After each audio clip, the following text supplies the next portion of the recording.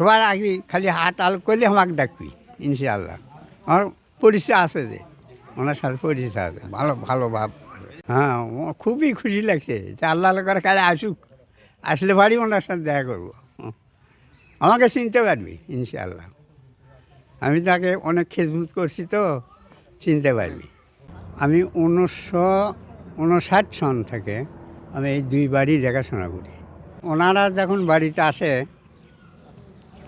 এর আগে মানে যখন প্রধানমন্ত্রী মানে ক্ষমতা ভালো, তখন ওই কোকো আর ম্যাডাম খালেদা জিয়া উনি আসছিল, যেটা মানায় সেই শাড়িগুলো দিল, আর ফর্সা মেয়েকেরও যেটা মানাবে সেটাই দিল। এরকমভাবে এরকম বিতরণ করে তা আমাকে বললো যে তোমরা কী কাজ করো।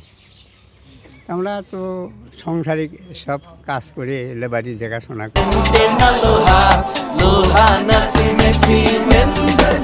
করি।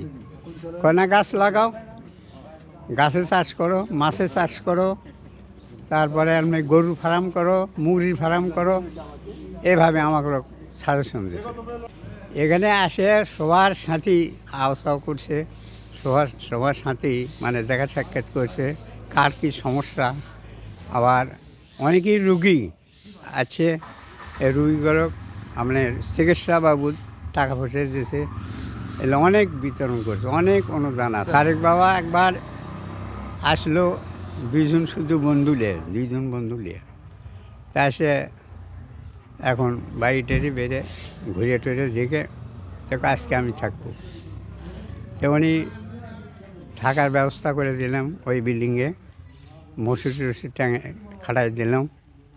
সে মশুরি ওই খাওয়া দাওয়া করলো, খাওয়া দাওয়া করার পর গোসল করলো। আমার গোসলের ব্যবস্থা করে দাও। আমি লেগে আমার আশিকুর রহমান সুজন, ওনার আন্ডারিতে আমি থাকি। তো ওনার বাথরুমের লেগে ওনার গোসল করার ব্যবস্থা করে দিলাম। উনি গোসল করলো, গোসল করে ও যে আমার এখন ঘুমানোর দরকার, আমি এখন ঘুম পাই।